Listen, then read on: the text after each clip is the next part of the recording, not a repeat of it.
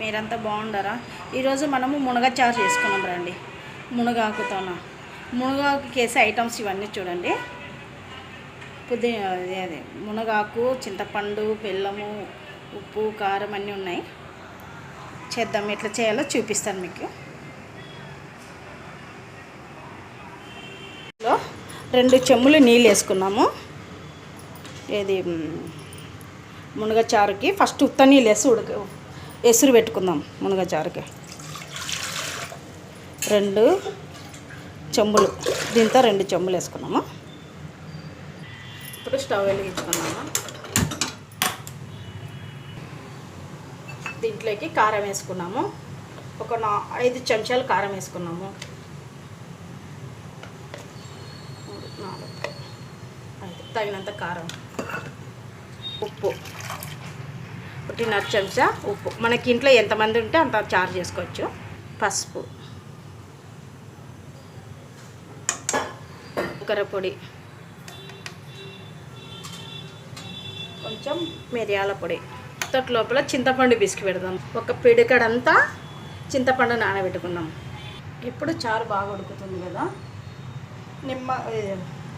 చింతపండు నీళ్ళు వేద్దాము. పెద్ద నిమ్మకాయ సైజ్ అంతా లావు చింతపండు కానీ, లేకుంటే ఒక పిడికడు కానీ, మనం ఎంత చింతపండు వేస్తే అంత బాగుంది. దీంట్లోకి మనం టమాటా వేసుకునే పని లేదు చూడండి. ఒక మిగిలిన భయపడే అవసరం లేదు. ఒక 5-6 రోజుల కానీ ఉంటుంది ఈ చారు. ఫ్రిడ్జ్లో పెట్టుకున్నా ఒకటే, ఫ్రిడ్జ్ ఉన్న వాళ్ళు ఫ్రిడ్జ్లో పెట్టుకోవచ్చు, ఫ్రిడ్జ్ లేకుండా బయట పెట్టుకున్నా కూడా బాగుంటుంది. ఇది ఇంత సైజు బెల్లం, లావు ఉంటా బెల్లం వేసుకోవాలి దీంట్లో. ఆ పులుపుకి సరిపోయేంత బెల్లం ఉంటా. చారు ఇది 1.5-2 గంటల సేపు ఉడికించుకున్నాం అనుకో, చిక్క పడుతుంది, బాగా టేస్ట్ ఉంటుంది మునగచారు.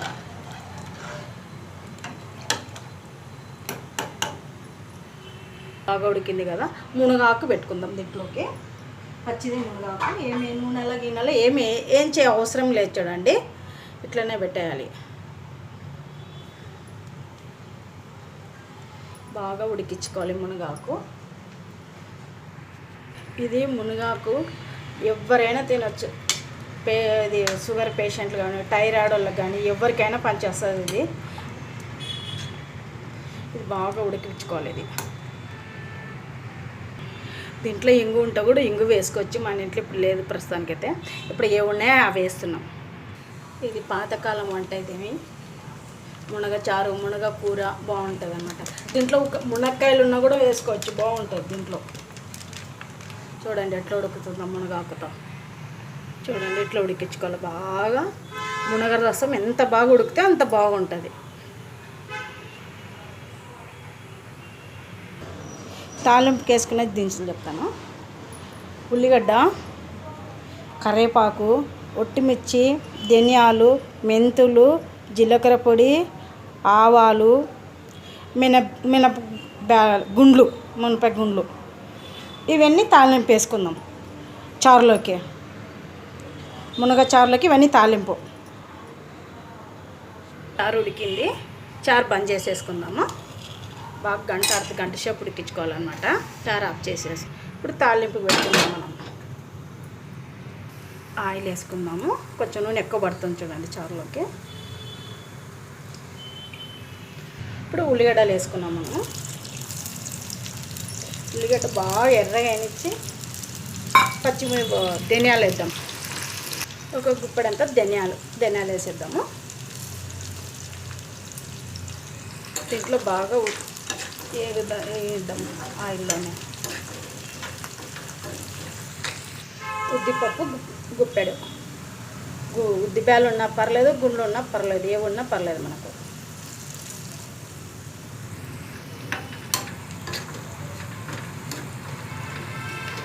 మెంతులు వేద్దాం. మెంతులు కూడా అంతే, మెంతులు తగినన్ని. ఆవాలు వేద్దాం, ఆవాలు తగినన్ని.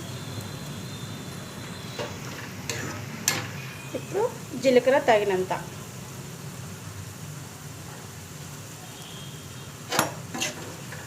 లాస్ట్ ఒట్టిమిర్చి, కరివేపాకు వేసుకుందాం. ఇవి బాగా నూనెలో మగ్గనియాలన్నమాట. ఒట్టి మిర్చేద్దాం.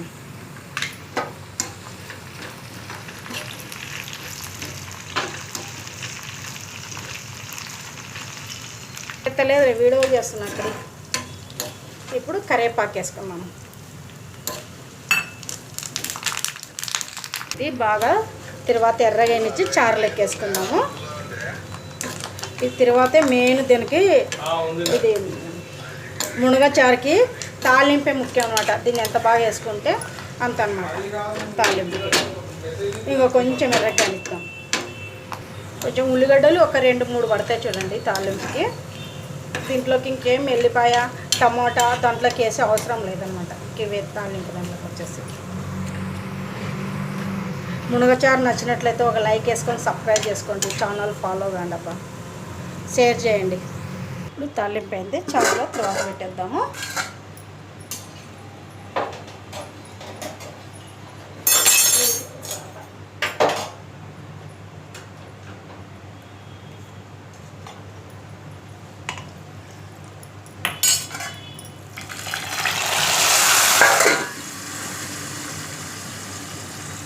చూడండి తాలింపు ఇట్లా వేసుకున్నాము. మునగచారు నచ్చినట్లయితే ఒక లైక్ వేసుకొని సబ్స్క్రైబ్ చేసుకొని ఛానల్ ఫాలో కాండప్ప. చారు సర్వ్ చేసుకున్నాం.